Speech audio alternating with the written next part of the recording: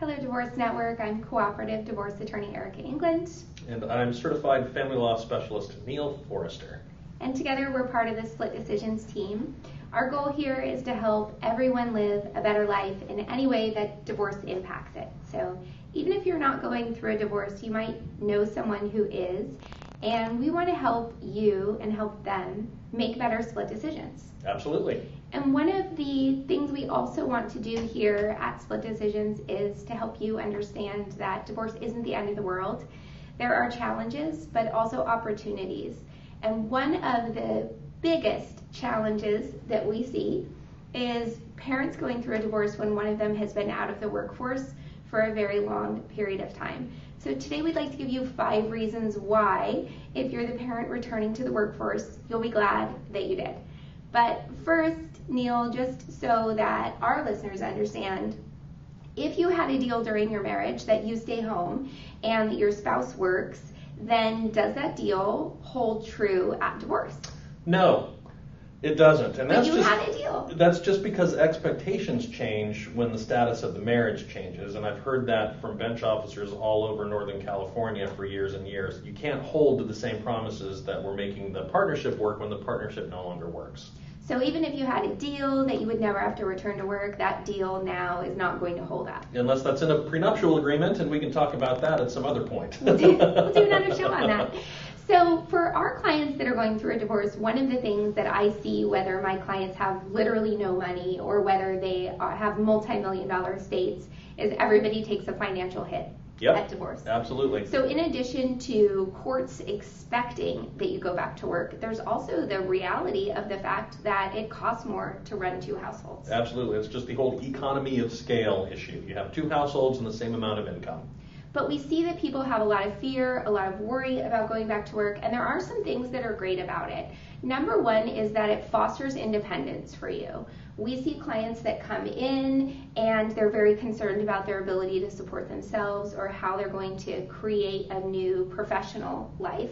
Absolutely. When they haven't had one. That's a real fear when you've been out of the workforce for 8, 10, 12 years. So much of your identity in a relationship is wrapped into who you are in that relationship. And one of the components of healing in divorce is figuring out who you are as a separate and an individual person. And one of the best ways to do that is to find work so that you can begin defining yourself in other ways. Yeah, absolutely. Even if you never wanted to. It can be fun. Give it a try. It can be fun. The other number 2 reason we think it's great is that it models coping and resiliency for your children. So when a challenge comes along in a divorce or in life, you're able to show your children that you can meet that challenge, that even if you're not happy about what you have to do, that you can accept it and still have a positive spin on it. Absolutely. Putting one step in front of the other is very, very important for children to see, that you're not reacting to a negative situation by retreating and feeling defeated. Even if you don't necessarily feel great about it, it's okay to model for your children that you're scared, that you don't feel great about it, but you're going to do it anyway. Third, it makes you happy, and you might not be able to understand or feel that anything will make you happy again if you're going through a divorce. But work is an opportunity to make a difference in someone else's life. Whether that's a professional position or not, you have a chance to make someone's life better. We know that giving to people creates happiness. That's science. And who can argue with science? I can't. No, we can't. I know a few people who could, yes. But not me. Not lawyers. So we know that when you have an opportunity to do something outside yourself and give to someone else, that this makes you happy. And anything that's productive and healthy and makes you happy during a divorce is something we recommend you do. Absolutely. It's replacing an empty part of your life that you've left after the divorce is over. Perfect, yeah. And number 4, it provides a growth opportunity for your children and your former spouse. So we see sometimes clients, the stay-at-home parent has been providing all of the care for the children, and so after the divorce, the former spouse is still expecting that they're going to provide all of the care for the children, and then the former spouse is also expecting that the stay-at-home spouse goes back to work. Correct. Those are at loggerheads. And so it's really good growth opportunity for your former spouse. And don't you want to give your former spouse a growth opportunity? Who doesn't?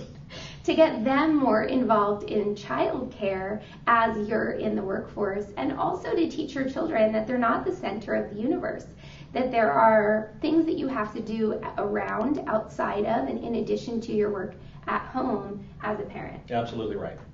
So, number one, getting work is going to help you become more independent.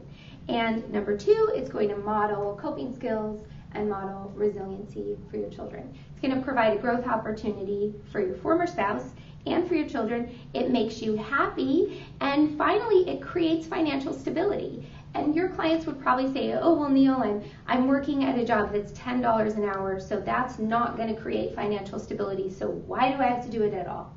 Well, because the court expects you to become self-supporting within a reasonable amount of time. The court doesn't expect you to go out and get a six-figure job right out of the gate, but the court is going to expect you to work towards that goal. And that's another thing that can provide fulfillment, is starting somewhere and building and building and building until you reach something that you're really happy and proud of. And you have to start somewhere. So whether you're in a professional field or not a professional field, if there's an expectation by the court that you have to work, then wherever you begin, it creates a trajectory for you. You get on a ladder to build your career, and you have an opportunity to provide stability for your own household and be less dependent on one person's income. All good things. Not that there's anything wrong with support payments, and we all understand that that's a really important component.